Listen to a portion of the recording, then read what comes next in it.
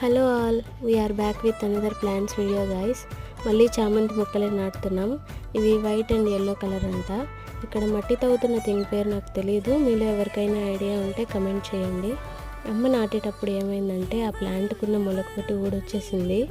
ఆ మొక్కతో పాటే అమ్మ అది కూడా నాటేసింది. మేము బెంగళూరు బంతి మొక్కలు కూడా నాటాము. నాకు తెలిసి అవి ఎల్లో కలర్ అయిండొచ్చు.